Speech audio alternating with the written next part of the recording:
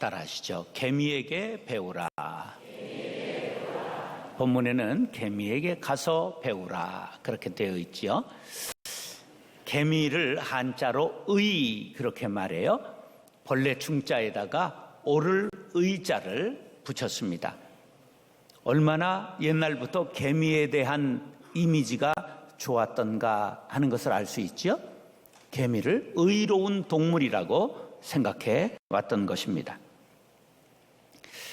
개미에 대한 가장 오래된 화석은 8천만 년 전 화석에서 개미가 발견됐지요. 학자들은 추정하기를 1억 3천만 년 전에 개미가 생겼다 그렇게 말합니다. 개미가 우리보다 훨씬 더 깊은 연대를 가지고 있어요. 전 세계에 개미가 한 8,000종이 발견됐습니다. 그래서 발견되지 않은 이 발견종까지 합하면 14,000종 정도의 개미가 있을 것이다. 그렇게 학자들은 추정합니다. 크기는 1mm가 안 되는 0.75mm부터 시작해가지고 5cm, 2mm가 되는 52mm짜리 개미까지 아주 크기가 다양합니다. 동화나 우화에 개미는 되게 부지런하고 협력적인 성격으로 잘 묘사되어 있습니다. 노동과 협력에 좋은 예로 개미를 들고 있지요. 그래서 동화나 소설의 주인공으로 등장하고 동상과학 소설, 만화에 등장하기도 합니다. 아메리카 원주민인 호피족은 개미가 최초로 생긴 생물이라고 생각해서 그래서 성인식 통과 의례를 개미굴에 가서 전부 물리게 해가지고 통과 의례를 갖기도 합니다. 오늘 본문에서 솔로몬은 개미를 통하여 게으른 자를 교훈하고 있습니다.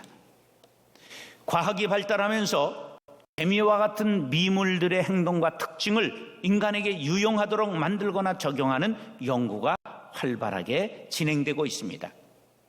최근에는 자율 자동차, 무인 자동차를 이제 사용을 앞두고 있는데 과학자들이 운전자가 없는 자동차가 도로가 확 크게 몰려서 정체 현상이 일어나면 이것을 어떻게 할까 문제를 고민하다가 그 해결의 열쇠가 개미에게 있지 않는가 하는 것에 주목하게 되었습니다. 가위개미, 입군개미라고도 그러는데 저렇게 예쁘게 나무 잎을 잘라서 하나씩 지고 가잖아요. 참 묘하지요. 저거 지금 이제 우리가 가봐야 되는데 우리나라의 생태원이라고 저기 서천인가 어디에 지금 만들어 놓은 거 있어요. 저거 지금 전시하고 있습니다. 가보고 싶으세요? 그런데요, 저걸 가져다가 뭐 하느냐? 저걸 가져가다 버섯 농장을 만들어요. 저거를 전부 곰팽이를 쓰게 만들어가지고 그 곰팽이 버섯을 먹는 거예요, 개미들이. 그런데 저렇게 수많은 개미가 지금 오고 갑니다. 그런데 개미들이 막 몰려도 교통 정체 현상이 안 일어나는 거예요. 묘하잖아요. 그리고 한 건도 충돌 사고가 보고된 적이 없어요. 그래서 과학자들이 이게 어떻게 얘네들이 가나 자세하게 들여다보니까 좌측 통행을 하는 거예요. 그러니까 가는 길이 자기들끼리 전부 충돌하지 않고 가게 되고요. 어떻게 확 몰려 들어갔다가도 금방 이게 해소되는 거예요. 그리고 지금 그걸 주목하고 연구하고 있다는 거예요. 누구한테 배운다고요? 이 솔로몬의 말이 맞는 거예요. 이렇게 첨단 과학의 시대 21세기 살아가면서도 지금 개미에게 과학자들이 배우고 있다는 놀라운 사실입니다. 사랑하는 형제 자매 여러분, 오늘 본문 말씀을 통해 큰 교훈을 얻게 되기를 예수님의 이름으로 축원합니다. 따라서 일을 스스로 해야 합니다. 개미에게서 배워야 될 덕목을 꼽으라면 근면과 성실이지요. 매우 부지런한 것, 그 다음에 정성스럽고 참되어 거짓이 없는 것, 그런 거지요. 이게 누가 시켜서 일하는 것이 아니고 보든지 아니 보든지 성심성의껏 일하는 것을 근면성실이라고 말하는데 바로 개미가 그런 표상입니다. 6절, 7절 시작.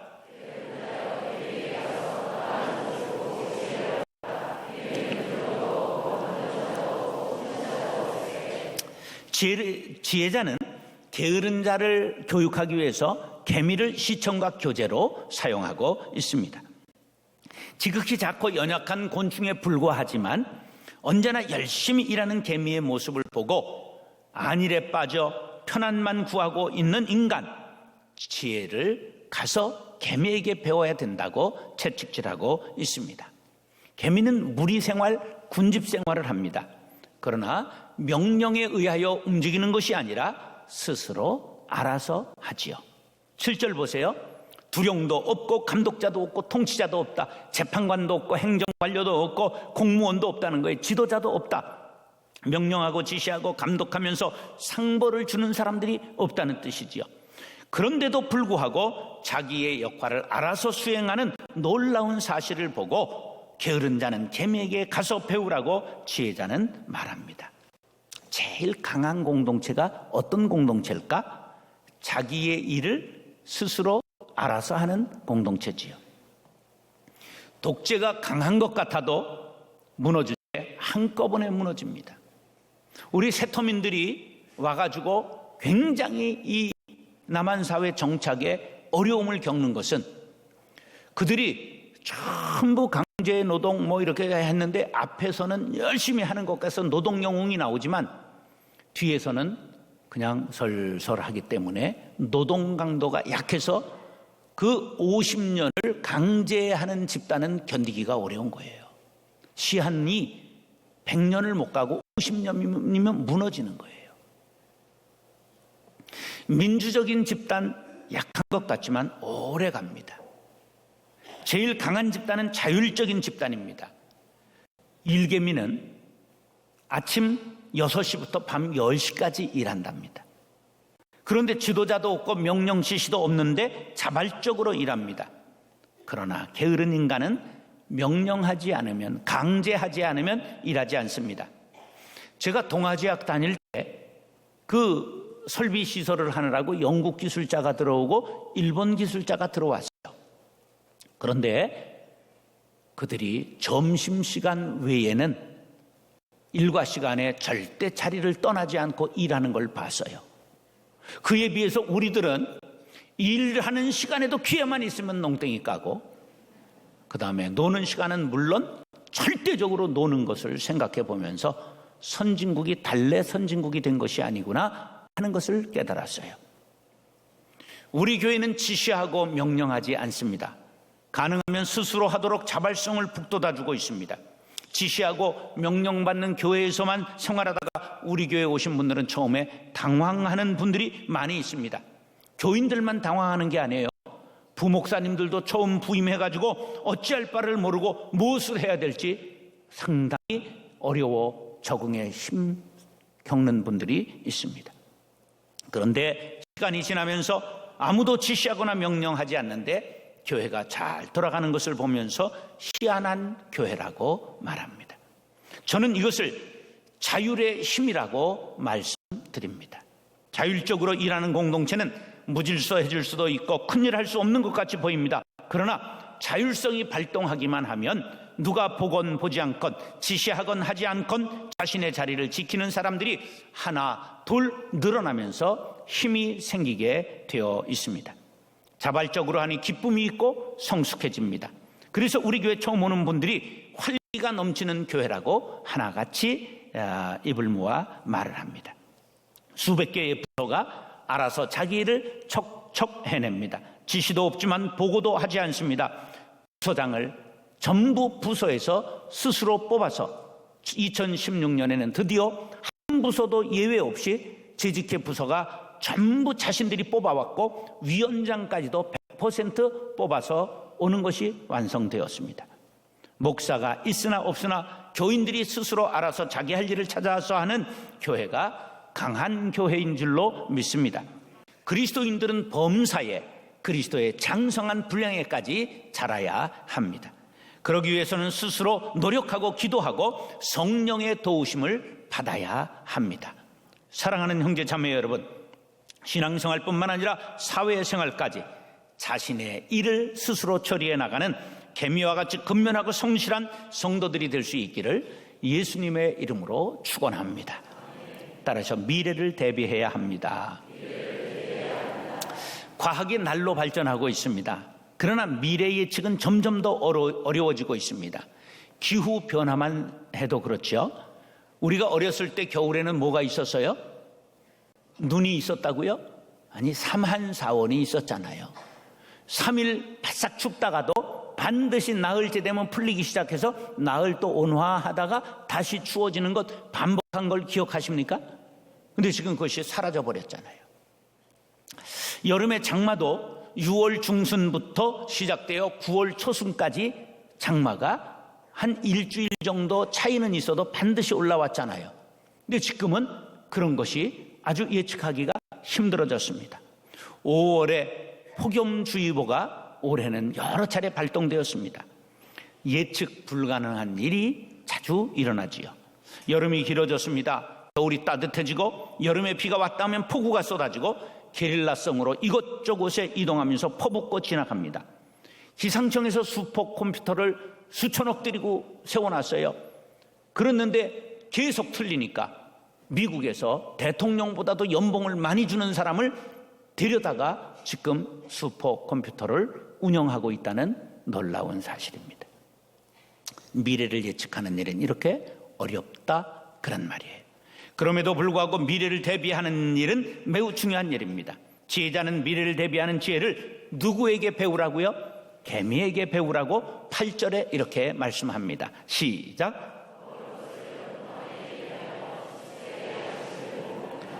개미는 먹이가 많을 때 모아서 저장을 합니다. 일개미가 모아들이는 덜풀, 씨앗. 한번 개미굴을 털어봤더니 18종류가 나왔다, 그런 보고서가 있습니다. 이렇게 열심히 모아서 저장을 합니다. 그래서 장마철이나 눈이 올 때나 양식이 없을 때를 대비하는 것입니다. 이솝의 우화의 개미와 배짱이 아시죠? 여름에 땀 흘리고 겨울을 준비한 개미와 여름 내내 노래만 부르고 놀았던 배짱이를 비유해 미래를 대비하는 사람은 겨울과 같은 시련이 닥칠 때 눈물을 흘리게 될 것이라고 교훈하고 있습니다. 어려서는 공부를 열심히 하고 기술을 익히고 젊어서는 열심히 일해 돈을 모으고 미래를 준비한 사람이 노년을 여유 있고 안정되게 보내게 마련이죠. 준비 없이 노년을 맞이해 90세를 산다면 그것은 참 낭패가 아닐 수 없습니다. 믿음의 사람들은 더 준비해야 할 것이 있는데 그것은 영원한 천국입니다.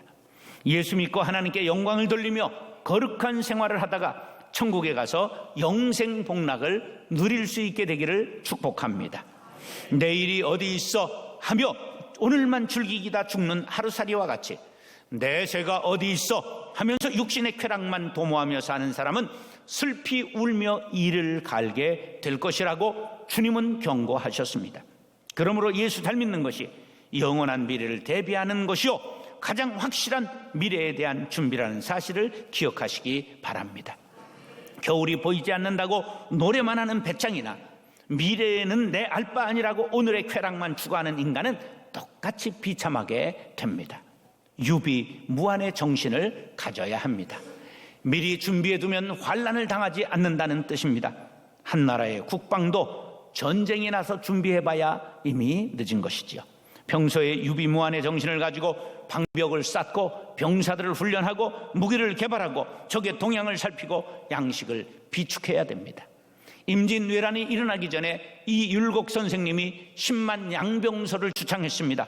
그러나 조정에서 아무도 그것을 받아들이지 않았습니다. 그래서 임진왜란은 큰 화를 당했는데 7년 동안 화를 당했습니다. 쑥대밭이 되었습니다. 6.25도 북한은 철저하게 전쟁 준비를 했는데 남한에서는 아무런 대비를 하지 않고 휴가를 즐기다가 어처구니 없이 당한 것이 6.25의 환란입니다. 나라의 국방, 민족의 장래, 교회의 미래, 가정의 내일도 다 마찬가지입니다. 요셉과 같이 7년 흉년을 대비해야 합니다. 한국 기독교가 7년 풍년의 때에 7년 흉년이 올 것을 대비하지 못했습니다. 7년 흉년이 시작되는 징조를 깨닫지 못하고 계속 큰 예배당 건물을 짓다가 수많은 교회가 경매로 나와 이단에 팔리고 현재 어려움을 겪고 있는 형국입니다. 제가 그래서 이런 말을 만들어 보았습니다. 시작.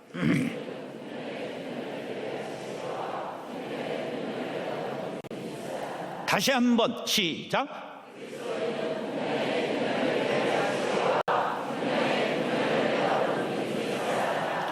잘 만들었죠?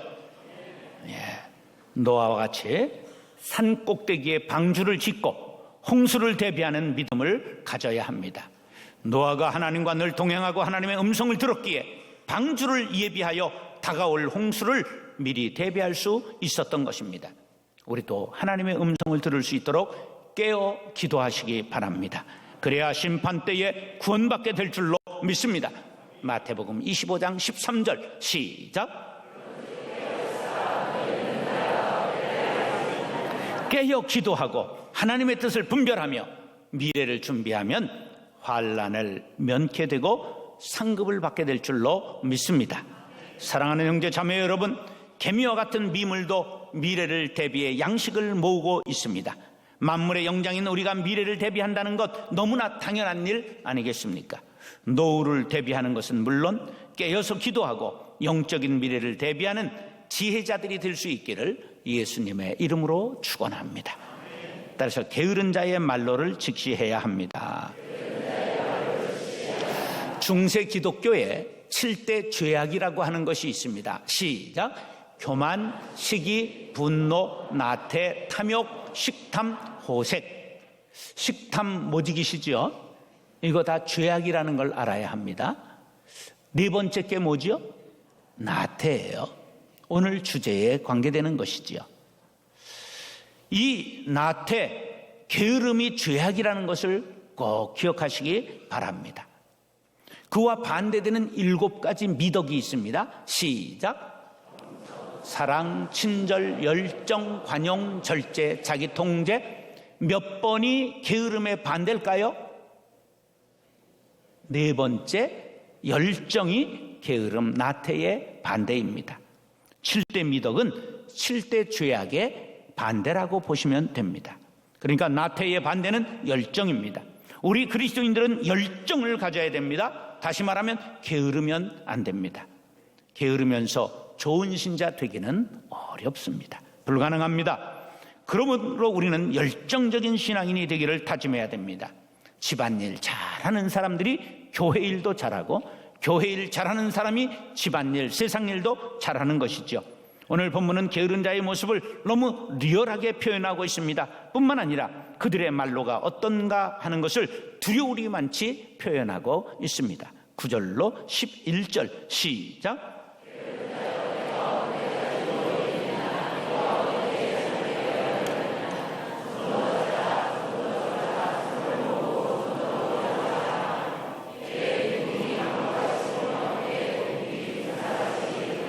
뭐가 문제예요? 좀 더가 문제예요. 좀 더. 게으른 자는 주로 누워서 뒹굴지요. 귀찮아서 굶습니다. 그런 자녀들이 있어요? 없어요? 냉장고에 뭐 넣어놨다. 대표 먹어라. 갔다 와보니까 처먹었어요? 안 처먹었어요? 어때서? 귀찮아서.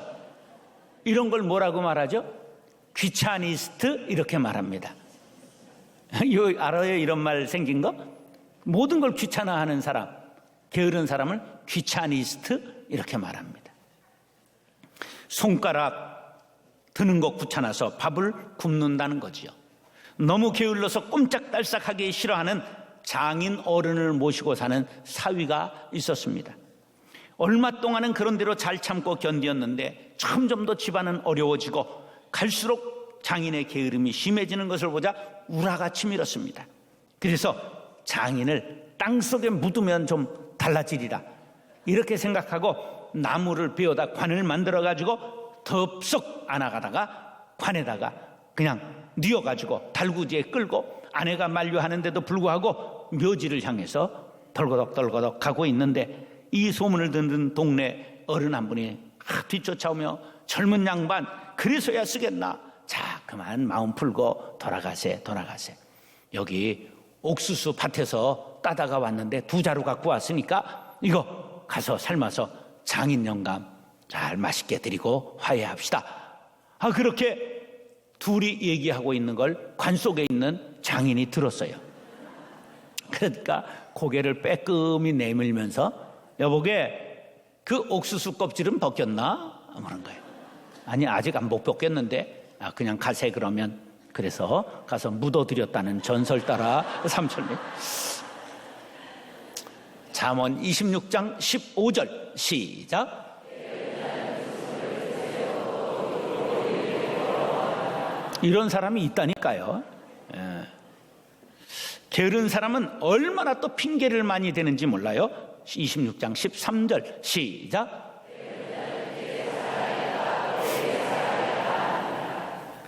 얘야 수포에 가서 라면 하나 사와라. 그저 파 한 단 사와라. 그랬더니 아니 지금 밤에 강도가 나오면 어떡하냐고 그러고 안 간다 그런 말이에요. 그런 자식이 있어요? 없어요? 3000년 전에도 그런 것들이 있었다 그런 말이에요. 잠언 26장 16절 시작.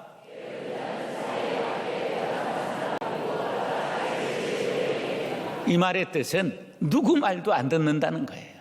나도 다 해봤어. 그리고 뒹군다는 거죠. 게으름이 점점 심화됩니다. 좀 더 자자, 좀 더 졸자, 좀 더 눕자. 그래서 나중엔 자기 몸을 가누지를 못하지요. 무기력해집니다. 결과는 비참해진다고 말씀합니다. 가난이 어떻게 오느냐? 강도같이 닥치게 되고 군사같이 몰아닥치게 된다고 강력하게 불행을 경고하고 있습니다. 잠언에 나타난 게으른 자의 말로를 보겠습니다. 잠언 10장 4절에 가난하게 된다. 10장 5절에 보니까 부끄러움을 당하게 된다. 10장 26절에 보니까 다른 사람에게 폐를 끼치게 된다. 12장 24절에 보니까 다른 사람의 종이 된다. 13장 4절에 보니까 원하는 바를 얻지 못하게 된다. 15장 19절에 보니까 고통이 가득한 생활을 하게 된다. 18장 9절에 집이 망하게 된다. 19장 15절에 줄이게 된다. 20장 4절에 구걸에도 얻지 못하게 된다. 21장 25절에 영육이 함께 죽게 된다고 말씀하고 있습니다. 빅톨 위고의 말입니다. 시작.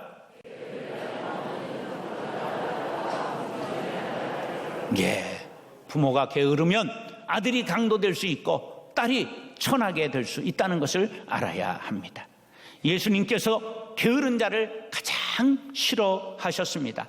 마태복음 25장 30절 시작.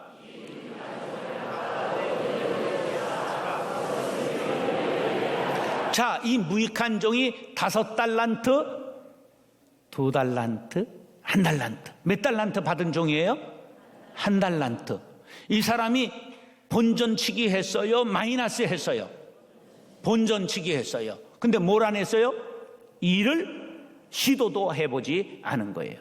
그러면 아주 악하고 게으른 종이 되는 거예요. 그래서 슬피 울며 이를 갈게 되는 거예요. 다시 말해 지옥에 떨어지게 되었다는 것이죠. 일하지 않고 본전치기 하는 사람 심판받을 것이요, 일하다가 망해도 하나님은 열심히 일한 사람에게는 상급이 있다는 것을 암시하고 있는 내용이기도 합니다. 사랑하는 형제 자매 여러분, 게으른 자의 말로의 비참함을 명심하시고 열정적 신앙을 불태우게 되시기를 예수님의 이름으로 축원합니다.